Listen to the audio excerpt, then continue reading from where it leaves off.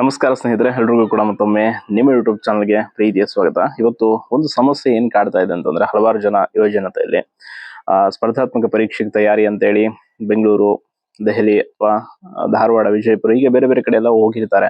So ಕಳೆದ 3 ವರ್ಷದಿಂದ ನಿಮ್ಗೆ ಗೊತ್ತಿದೆ ರೆಕ್ರೂಟ್ಮೆಂಟ್ ಪರಿಸ್ಥಿತಿ ಯಾವ ರೀತಿ ಆಗಿದೆ, ನೇಮಕಾತಿಗಳದು ಅಂತೇಳಿ. ಸೊ ಇಂಥ ಸಮಸ್ಯೆಯಲ್ಲೂ ಕೂಡ ಬೇರೆ ಬೇರೆ ಜಿಲ್ಲೆಗಳಿಗೆ, ಬೇರೆ ಬೇರೆ ಊರುಗಳಿಗೆ ಓದ್ತಾ ಇರುವಂತ ಆಸ್ಪಿರೆಂಟ್ಸ್ ಪರಿಸ್ಥಿತಿ ಹೆಂಗಿದೆ ಅಂತಂದ್ರೆ, ನಾನೇ ಸ್ವತಃ ಕಂಡಂತೆ ಎಷ್ಟೋ ಜನ ಇವತ್ತಿಗೂ ಕೂಡ ಮರಳಿ ಮತ್ತೆ ಅವರ ಊರುಗಳಿಗೆ ವಾಪಸ್ ಬರೋದಕ್ಕೆ ಹೆದರ್ತಾ ಇದ್ದಾರೆ.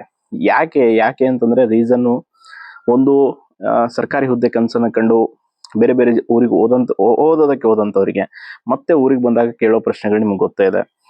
ಏನಾಯ್ತು ಕೆಲಸ, ಯಾವ ಜಾಬ್ ಮಾಡ್ಕೊಂಡೆ, ಎಷ್ಟು ವರ್ಷ ಓದ್ತೀಯ, ಅದರಲ್ಲೂ ಹೆಣ್ಮಕ್ಳಿಗಂತೂ ಪೂರಾ ಕಷ್ಟ ಇದೆ. ಯಾಕೆ ಅಂತಂದ್ರೆ ಹೆಣ್ಮಕ್ಳಿಗೆ ಹೆಂಗೆ ಅಂತಂದ್ರೆ, ಈಗ ಮದುವೆ ವಯಸ್ಸಿಗೆ ಬಂದವರು ಏನಾದ್ರು ಸ್ಪರ್ಧಾತ್ಮಕ ಪರೀಕ್ಷೆಗೆ ಓದ್ತಾ ಇದ್ರು ಅಂತಂದ್ರೆ ಅವ್ರಿಗೊಂದು ರೀತಿ ಟಾರ್ಗೆಟ್ ಮಾಡಿ ಸಮಾಜದಲ್ಲಿ ತಂದೆ ತಾಯಿಗಳಿಗೆ ಹೇಳುವಂಥದ್ದು, ಎಷ್ಟು ದಿನ ಓದಿಸ್ತೀರಾ ಬಿಡಿ, ಏನ್ ಮಾಡ್ತಾರೋ ಏನ್ ಬಿಡ್ತಾರೋ ರೀತಿ ಚುಚ್ಚು ಮಾತುಗಳನ್ನ ಆಡಿ ಅವಮಾನ ಮಾಡುವಂಥದ್ದು. ಅವ್ರ ತಂದೆ ತಾಯಿಗಳಿಗೂ ಕೂಡ ದಿನನಿತ್ಯದಲ್ಲಿ ಊರುಗಳಲ್ಲಿ ಕೆಲವೊಂದಿಷ್ಟು ಜನ ಇರ್ತಾರೆ, ಖಾಲಿ ಬರೀ ಬೇರೆಯವ್ರ ಮನೆ ಬಗ್ಗೆನೇ ಚಿಂತೆ ಮಾಡೋರು. ಅಂತವರೆಲ್ಲ ಮಾತಾಡಿ ಹೆಂಗಾಗಿದೆ ಅವರಿಗೆ ಮಾನಸಿಕ ಸ್ಥಿತಿಗತಿಗಳು. ಎಷ್ಟು ಜನ ಊರಿಗೆ ಬರೋದಕ್ಕೆ ಮನ್ಸು ಮಾಡ್ತಾ ಇಲ್ಲ.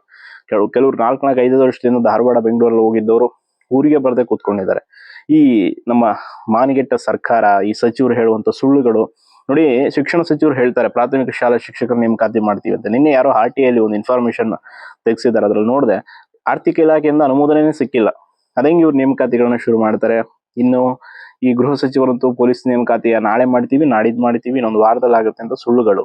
ಇನ್ನು CM ಅವರು ಕೂಡ ಅವರಿಗೆ ಸಾಥ್ ಕೊಡ್ತಾ ಇದ್ದಾರೆ. ಇಂಥ ವ್ಯವಸ್ಥೆ ನಡುವೆ ಹೆಂಗೆ ನಿರುದ್ಯೋಗಿ ಯುವಜನತೆ ನೆಮ್ಮದಿಯಾಗಿ ಬದುಕೋಕ್ಕಾಗತ್ತೆ? ಇವತ್ತು ಖಾಸಗಿ ಕೆಲಸ 100 ಮಾಡ್ಬೋದು, ಅದರಲ್ಲಿ ಏನ್ ಸಮಸ್ಯೆ ಇಲ್ಲ. ಬಟ್ ಸರ್ಕಾರಿ ಹುದ್ದೆ ಅಂತ ಒಂದು ಡ್ರೀಮ್ ಜಾಬ್ ಅಂತ ಇಟ್ಕೊಂಡು ಕನ್ಸ್ಕೊಂಡು ವರ್ಷಾನುಗಟ್ಲೆ ಶ್ರಮ ಪಟ್ಟಂತವರ ಶ್ರಮಕ್ಕೆ ಒಂದು ಕಿಂಚಿತ್ತಾದ್ರೂ ಬೆಲೆ ಇಲ್ಲ ಅಂತಂದ್ರೆ ಹೆಂಗೆ? ಎಷ್ಟೋ ಜನ ಊರಿಗೆ ಬರೋದಕ್ಕೆ ಅವಮಾನಗಳನ್ನ ಎದುರಿಸಬೇಕಾಗತ್ತೆ. ಇಲ್ಲಿ ಜನ ಕೇಳುವಂತ ಮಾತುಗಳಿಗೆ ಉತ್ತರ ಕೊಡಕ್ಕಾಗಲ್ಲ ಎಷ್ಟೋ ಜನ ನೋಡಿದೆ ನಾನು. ಸ್ವತಃ ನಮ್ಮ ಸಹೋದರರು ಎಷ್ಟೋ ಜನ ಇದ್ದಾರೆ. ಬರ್ತಾನೆ ಇಲ್ಲಿ ಏನ್ ಮಾಡೋದು, ಜಾತ್ರೆಗಳಿದೆ, ಹಬ್ಬಗಳಿದೆ, ಏನೇ ಇದ್ರು ಕೂಡ ಎಲ್ಲಿ ಬರೋದಪ್ಪ? ಬಂದ್ರೆ ಈ ರೀತಿ ತಂದೆ ತಾಯಿಗಳಿಗೂ ನೋಯಿಸ್ತಾರೆ, ನಮಗೂ ನೋಯಿಸ್ತಾರೆ. ಬೇಡ, ಒಂದು ಕೆಲಸ ಆಗೋರ್ಗು ಬರೋದೇ ಬೇಡ ಅನ್ನೋ ಒಂದು ಗಟ್ಟಿ ಮನ್ಸು ಮಾಡ್ಕೊಂಡು ಕೂತ್ಕೊಂಡ್ಬಿಟ್ಟಿದ್ದಾರೆ. ಈ ರೀತಿಯಾದಂತ ಪರಿಸ್ಥಿತಿಯನ್ನ ಸರ್ಕಾರ ತಂದಿಟ್ಟಿದೆ. ಅಟ್ಲೀಸ್ಟ್ ಯಾವ್ದಾದ್ರು ಒಂದು ನೋಟಿಫಿಕೇಶನ್ಗಳು ಮಾಡಿದ್ರೆ, ಎಕ್ಸಾಮ್ಸ್ ಬರ್ಕೊಂಡ್ರು ಅಟ್ಲೀಸ್ಟ್ ಖುಷಿಯಿಂದ ಆದ್ರೂ ಖುಷಿ ಆಗುತ್ತೆ, ಆಗಿಲ್ಲ ಅಂದ್ರೆ ಒಂದು ಅನುಭವ ಅನ್ಕೊಂಡು ಬರ್ತಾರೆ. ಅದೂ ಇಲ್ಲ. ಎಷ್ಟು ಕಷ್ಟ ಆಗ್ತಾ ಇದೆ ದಿನೇ ಅಂತಂದ್ರೆ ಅದು ಹೇಳಕ್ಕಾಗಲ್ಲ. ಸುಮ್ಮನೆ ನಾವು ಬೇರೆ ಯಾರೋ ಮೋಟಿವೇಶನ್ ಕೊಡ್ಬೋದು, ಇನ್ನೇನೋ ಮಾಡ್ಬೋದು. ಬಟ್ ಅವರ ಆರ್ಥಿಕ ಪರಿಸ್ಥಿತಿ, ಮಾನಸಿಕ ಸ್ಥಿತಿಗತಿಗಳನ್ನ ಯಾರೂ ಕೂಡ ತಿಳ್ಕೊಳಕ್ ಆಗಲ್ಲ.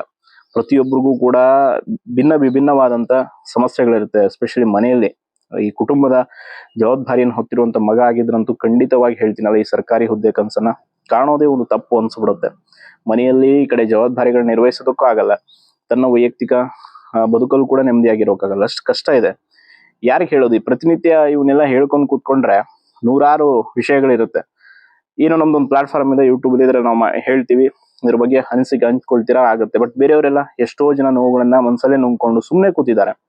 ಎಷ್ಟೋ ಜನ ಸ್ನೇಹಿತರ ಹತ್ರ ಸಾಲ ಮಾಡ್ತಿದ್ದಾರೆ. ಬೆಟ್ಟಿಂಗ್ ಮೀನ್ಸ್ ಯಾವ್ದಾವ್ದು ಲೋನ್ ಆ್ಯಪ್ಗಳಲ್ಲಿ ಬಡ್ಡಿಗೆ ಹಣ ತೆಗೆದುಕೊಂಡು ಓದ್ತಾ ಇದ್ದಾರೆ.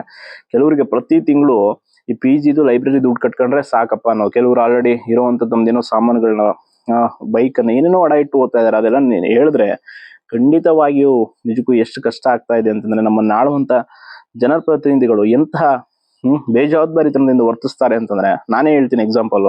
ಈ ರೀತಿ ಸಮಸ್ಯೆ ಆದಾಗ ನಮ್ಮ ತಾಲೂಕಿನ MLA ಹತ್ರ ಹೋಗಿ ಸದನದಲ್ಲಿ ಇದ್ರ ಬಗ್ಗೆ ಧ್ವನಿ ಎತ್ತಿ ಅಂತಂದ್ರೆ, ಆಗುತ್ತೋಗ್ರಿ ಹಂತವಾಗಿ ಮಾಡ್ತಾರೆ, ಈ ಬಾರಿ ಯಾಕೆ ತಲೆ ಕೆಡಿಸ್ಕೊಳ್ತೀರಾ ಅಂತಾರೆ. ಇವ್ರಿಗೆಲ್ಲ ಓಟ್ ಹಾಕಿದ್ದಕ್ಕೂ ಸಾರ್ಥಕ ಆಯ್ತಲ್ವ? ಯುವ ಜನತೆಯ ತಮ್ಮ ಕ್ಷೇತ್ರದ ನಿರುದ್ಯೋಗಿ ಯುವತಿಯರ ಸಮಸ್ಯೆಗೆ ಸ್ಪಂದಿಸಿಲ್ಲ ಅಂದ್ರೆ ಇವ್ರು ಯಾವ ಸೀಮೆಯ ಜನಪ್ರತಿನಿಧಿಗಳು ಅಂತ. ಇನ್ನು ಈ ಕೋಚಿಂಗ್ ಸೆಂಟರ್ ಅವ್ರ ಪಾಪ ಅವ್ರದ್ದೇನ್ ತಪ್ಪಿದೆ ಬಿಡಿ, ಅವರು ತಮ್ಮ ಪಾಠ ಮಾಡೋದಿದೆ ಮಾಡ್ತಿದ್ದಾರೆ. ಅವ್ರಂತೂ ಅವ್ರಿಗೆ ಆ ಕೆಲಸ ಇದೆ, ಆ ಕರ್ತವ್ಯ ನಿರ್ವಹಿಸ್ತಿದ್ದಾರೆ. ಇನ್ನು ಅಲ್ಲಿ ಕೋಚಿಂಗ್ ಪಡೆಯೋಕೆ ಹೋಗೋದಕ್ಕೂ ಪಾಪ ಎಷ್ಟೋ ಜನ ಎದುರುತ್ತಾರೆ. ತುಂಬಾ ಜನ ನಾನು ಕೇಳಿದ್ದೀನಿ, KS ಕೋಚಿಂಗ್ ಈಗ 45,000 ಕಟ್ಟಬೇಕು, ಬೆಂಗಳೂರಲ್ಲಿ ಬೇರೆ ಬೇರೆ ಕಡೆ ಎಲ್ಲೋ ಹೋಗೋಣ ಅಂತ ಮನೇಲೆ ಕೂತ್ಕೊಂಡು ಓದ್ತಾ ಇದ್ದಾರೆ. ಎಷ್ಟೋ ಜನ ಒಂದು ಪುಸ್ತಕ ತೆಗೆದುಕೊಳ್ಳೋದಕ್ಕೂ ಕಷ್ಟ ಆಗ್ತಾ ಇದೆ. ಅಟ್ಲೀಸ್ಟ್ ಒಂದು ಕಂಟಿನ್ಯೂಸ್ ಆಗಿ ನೋಟಿಫಿಕೇಶನ್ಸ್ ಇದ್ರೆ ಓದೋದಕ್ಕೊಂದು ಹುಮ್ಮಸ್ ಇರುತ್ತೆ. ಬಿಡಿ, ಈ ವರ್ಷ ಇಲ್ಲಂದ್ರೆ ಇನ್ನೊಂದು ವರ್ಷ ಆಗುತ್ತೆ, ಮುಂದಿನ ವರ್ಷ ಬಿಡ್ತಾರೆ ಅನ್ನೋ ಯಾವುದು ಸೀರಿಯಸ್. KS ನೋಡಿ, ಈಗ ಆಗಿರೋ ನೋಟಿಫಿಕೇಶನ್ ಕೋರ್ಟಲ್ಲಿ ಇದೆ. ಇನ್ನು ಪಾಪ ಎಷ್ಟೋ ಜನ KS ಆಸ್ಪಿರೆಂಟ್ಸ್ ಇದ್ದಾರೆ, ಅವ್ರು ಆಲ್ರೆಡಿ ಕೋಚಿಂಗ್ ತೆಗೆದುಕೊಂಡು ಓದ್ತಾ ಕೂತಿದ್ದಾರೆ. ಅವ್ರಿಗೆ ಇನ್ನೊಂದು ನೋಟಿಫಿಕೇಶನ್ ಯಾವಾಗ ಅನ್ನೋದು ಭರವಸೆನೇ ಇಲ್ಲ. ಅಟ್ಲೀಸ್ಟ್ UPSC ರೀತಿ ಎವ್ರಿ ಇಯರ್ ನೋಟಿಫಿಕೇಶನ್ ಆಗುತ್ತೆ ಅಂದ್ರೆ ಒಂದು ಭರವಸೆಲಿ ಹೋಗ್ತಾರೆ, ಅದು ಕೂಡ ಇಲ್ಲ. ಸೊ ಸಮಸ್ಯೆಗಳು ತೀವ್ರವಾಗಿ ದಿನೇ ಹೆಚ್ಚಾಗ್ತಾ ಇದೆ. 12ನೇ ತಾರೀಕಿನ ಕೋರ್ಟ್ ಆದೇಶ ಏನಾದರೂ ಬಂದಿಲ್ಲ, ನೇಮಕಾತಿಗಾಗಿ ಅಥವಾ ನೇಮಕಾತಿಗೆ ಆದೇಶ ಅವರು ಅವಕಾಶ ಕೊಟ್ಟರು ಸರ್ಕಾರ ಮಾಡಿಲ್ಲ ಅಂದ್ರೆ ದೊಡ್ಡ ಮಟ್ಟದ ಯುವಜನತೆ ಒಂದು ಆಕ್ರೋಶ ಸರ್ಕಾರದ ವಿರುದ್ಧ ತಿರುಗು ಬೀಳುವುದಂತೂ ಸತ್ಯ. ಅದನ್ನ ಯಾರು ಕೂಡ ತಪ್ಪಿಸಕ್ಕಾಗಲ್ಲ.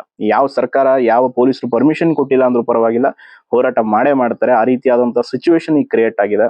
ಯಾಕೆ ಅಂತಂದ್ರೆ ನಿನ್ನೆ ನೋಡಿ ಆಂಜನೇಯ ಅವರು ಹೇಳ್ತಾರೆ ಮೀಸಲಾತಿಗಾಗಿ ಹೋರಾಟ ಅನಿವಾರ್ಯ ಇದೆ ಅಂತ. ಸೊ ಇರೋ ಮೀಸಲಾತಿನ ಇವರು ಕಾನೂನುಬದ್ಧಗೊಳಿಸೋದಕ್ಕಾಗ್ತಾ ಇಲ್ಲ. ಅದನ್ನೇ ದೊಡ್ಡ ಅಡೆತಡೆ ಮಾಡಿ ಕೂತ್ಕೊಂಡಿದ್ದಾರೆ ಎಲ್ಲ ನೇಮಕಾತಿಗಳಿಗೆ. ಇನ್ ಯಾವ ಹೆಚ್ಚಳಕ್ಕಾಗಿ ಹೋರಾಟ ಮಾಡ್ತಾರೆ ಇವರು ಅಂತ. ಇಷ್ಟು ದಿನ ಎಲ್ಲಿದ್ರು ಹಾಗಾದ್ರೆ? ಮುಂಚೆ 9th ಶೆಡ್ಯೂಲ್ಗೆ ಸೇರಿಸಿಲ್ಲ, 56 ಲೀಗಲ್ ಇಲ್ಲ ಅಂತ ಗೊತ್ತಿದ್ದಾಗ ಸುಮ್ಮನೆ ಇದ್ದಂತ ಉಗ್ರಪ್ಪನವರು 9ನೇ ಅನುಸೂಚಿಗೆ ಸೇರಿಸಿ ಅಂತ ಇತ್ತೀಚೆಗೆ ಸ್ಟೇಟ್ಮೆಂಟ್ ಕೊಡ್ತಾರೆ. ಇಂಥವ್ರೆಲ್ಲ ಅದು ಹೆಂಗೆ ಜನಪ್ರತಿನಿಧಿಗಳಾದ್ರು ಅನ್ನುವಂಥದ್ದೇ ಒಂದು ದೊಡ್ಡ ಸಂಶಯ. ಒಟ್ಟಾರೆ ರಾಜ್ಯದ ಯುವಜನತೆಯ ಸಮಸ್ಯೆಗಳು ಈ ರೀತಿ ಇದೆ. ನಿಮ್ಮ ಸಮಸ್ಯೆಗಳು ಏನಿದೆ ಸೊ ನಿಮಗೆ ಮಾತ್ರ ಗೊತ್ತು, ಬೇರೆ ಯಾರಿಗೂ ಅದನ್ನ ಹೇಳ್ಕೊಳಕ್ ಆಗಲ್ಲ. ಒಟ್ಟಾರೆ ಇಷ್ಟು ಮಾಹಿತಿ ಇದೆ. ಧನ್ಯವಾದಗಳು.